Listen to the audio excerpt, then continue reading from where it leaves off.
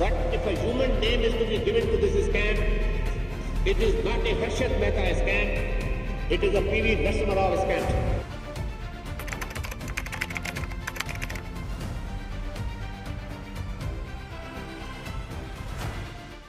आज की वीडियो में हम एक ऐसी गुजराती लड़के के बारे में जानेंगे जिसकी जेब में पैसे तो नहीं थे, लेकिन उसकी आंखें सपनों से भरी थी। उसका सपना था दौलत की उस ऊंचाई को छूने का जहां पर कोई भी नहीं पहुंच पाया था, जिसने इंडियन स्टॉक मार्केट से लेकर संसद तक को हिलाकर रख दिया था, जिसे किसी जमाने में स्टॉक मार्केट के अमिताभ बच्चन और स्टॉक मार्केट किंग जैसे नामों से जाना जाता था। इस शख्स की लाइफ स्टोरी पर किताब तक लिखी जा चुकी है और famous movie and web series भी बन चुकी है। अब इतनी सारी हिंट्स के बाद तो आप समझ ही गए होंगे हम किसकी बात कर रहे हैं। जी हाँ, हम बात कर रहे हैं 1890 के समय के बिग बुल और इतिहास के पन्नों पर द बिगेस्ट स्कैम को अंजाम देने वाले शख्स हर्षद मेहता की, जिसने इंडियन प्राइम मिनिस्टर से लेकर रिजर्व बैंक ऑफ इंडिया तक की नींद हराम कर दी थी। आरबीआई की रिपोर्ट्स के माने तो ये स्कैम करीब 4025 करोड़ रुपए का था, जो उस जमाने के हिसाब से बहुत बड़ी रकम होती है। यही नहीं, हर्षद मेहता ने यह भी दावा किया था कि उन्होंने उस समय के पीएम पीवी नरसिम्हा राव को 1 करोड़ की रिश्वत भी दी थी। हेलो एवरीवन, मेरा नाम है रूपम रॉय और आप लोगों को आज की बिजनेस स्टोरी में स्वागत है। तो आइए शुरुआत से जानते हैं स्टॉक मार्केट के बादशाह और बिग बुल कहे जाने वाले हर्षद मेहता के पूरी कहानी के बारे में।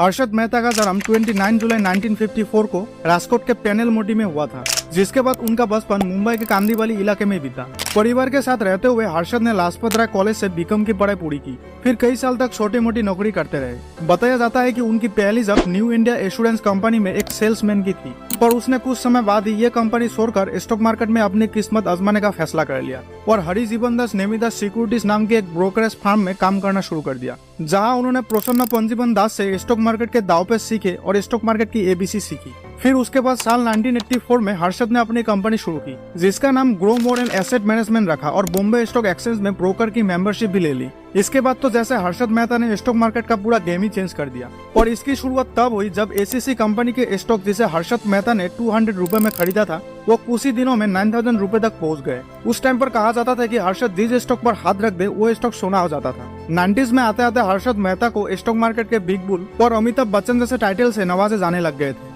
लेकिन कई सवाल भी खड़े हो रहे थे, जिसकी वजह से हर्षद को रातों रात मिली सक्सेस। बेशुमार दौलत, लग्जरी कार्स, बांग्लों वाले हर्षद मेहता का लाइफस्टाइल किसी बड़े सेलिब्रिटी से कम नहीं था। समय पंग लगाकर बीतता गया और इसी के साथ हर्षद भी कामयाबी की बुलंदियों को छूता गया। पर कहते हैं ना कि अचानक मिली सफलता हर किसी को रास नहीं आती। हर्षद के साथ भी ऐसा ही कुछ हुआ और फिर साल 1992 आया और टाइम्स ऑफ इंडिया की फेमस जर्नलिस्ट सुचेता दलाल ने हर्षद मेहता के कारोबार के बारे में भंडा फोड़ दिया।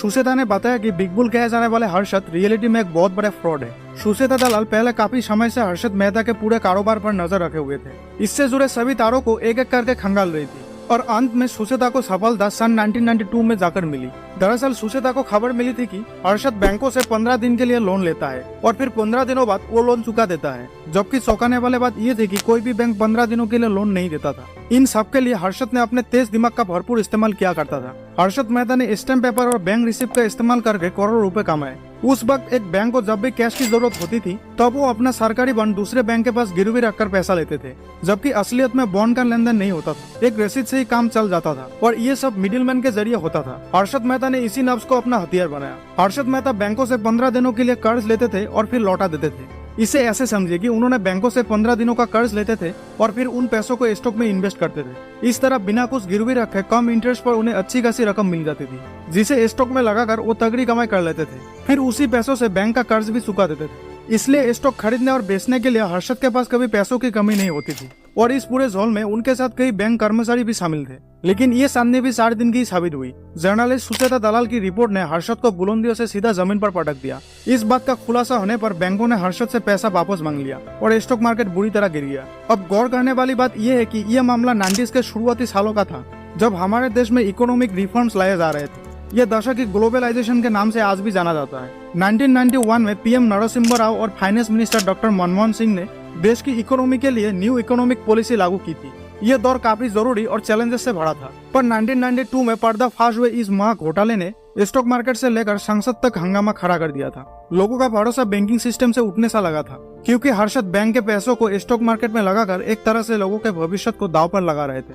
जब हर्षद मेहता के स्कैम का पर्दाफाश हुआ तो मामले की जांच के लिए खास कमेटी बनाई गई, जिसके बाद सीबीआई ने हर्षद मेहता और उनके 2 भाइयों अश्विन और सुधीर को गिरफ्तार कर लिया। उन पर 72 क्रिमिनल चार्जेस लगाए गए और 600 सिविल केस फाइल किए गए। इतना ही नहीं, अपनी एक प्रेस कॉन्फ्रेंस में हर्षद मेहता ने ऐसी चौंकाने वाला दावा किया कि आम लोगों के साथ साथ बड़े नेताओं के पैरों तले जमीन खिसक गए।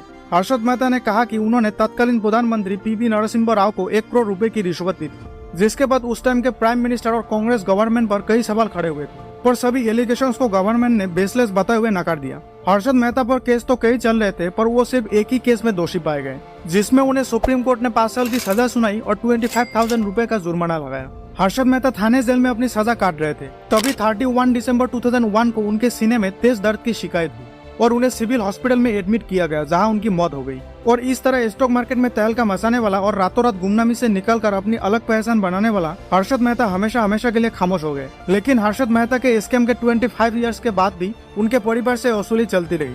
कस्टोडियन ने उनकी प्रॉपर्टीज को बेचकर 6,000 करोड़ रुपए से भी ज्यादा अमाउंट बैंक्स और इनकम टैक्स डिपार्टमेंट के नाम जारी कराई। हर्षद मेहता की मौत के 20 साल बाद जुलाई 2022 में उनकी लाइफ से जुड़ी अनसुनी बातें साझा करने के लिए उनकी पत्नी ज्योति मेहता ने www.harshadmehta.in नाम की एक वेबसाइट भी शुरू की, जिस पर हर्षद मेहता के वाइफ ज्योति मेहता ने अपनी दर्द बयां करते हुए लिखा कि उनके घाव अब भी ताजा है और 20 साल बाद भी उनकी फैमिली हर्षद की मौत के गहरे सदमे से उबर नहीं पाए हैं। ज्योति ने थाने जेल के अधिकारियों पर भी हर्षद को टाइम से हॉस्पिटल पहुंचाने में लापरवाही करने के इल्जाम लगाए। ज्योति के अकॉर्डिंग हर्षद को पहला दिल का दौरा शाम 7 बजे पड़ा था, जिसके बाद भी हर्षद की शिकायत को नजरअंदाज किया गया। फिर रात 11 बजे उन्हें थाने हॉस्पिटल में नाजुक हालत में भी काफी दूर तक चलने को मजबूर किया गया, जिसके बाद दूसरा दिल का दौरा पड़ने पर हर्षद की दर्दनाक मौत हो गई। हर्षद के भाई सुधीर, जो कि बगल वाले जेल में ही बंद थे, उन्हें भी हर्षद की हालत के बारे में कोई जानकारी नहीं दी गई थी। ज्योति मेहता का कहना है कि अगर उन 4 घंटों में टाइम पर हर्षद को हॉस्पिटल पहुंचा दिया जाता तो उनकी जान बच सकती थी। हर्षद की फैमिली के कई बार मांग करने पर भी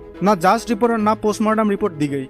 इस माह घोटाले का भांडा फोड़ने वाली सुचेता दलाल ने देवाशीष बासु के साथ मिलकर द स्कैम नाम की बुक भी लिखी। साल 2020 में I hit web series scam 1992 और अप्रैल 2021 में आई अभिषेक बच्चन की द बिग बुल मूवी इसी के ऊपर बनी। स्कैम 1992 को OTT कैटेगरी में फिल्म फेयर और ITA जैसे कई बड़े अवार्ड्स मिले। इस सीरीज से हर्षद मेहता के घोटाला की कहानी कई आम लोगों तक पहुंची। तो दोस्तों, स्टॉक मार्केट और स्कैम की दुनिया के बेताज बादशाह हर्षद की जिंदगी से जुड़ी इस कहानी को सुनकर आपको कैसा लगा हमें कमेंट करके जरूर बताएं। तो मिलते हैं किसी और इंटरेस्टिंग कहानियों के साथ बिजनेस स्टोरीज के नेक्स्ट एपिसोड में। तब तक के लिए अपना और अपने परिवार का ख्याल रखें।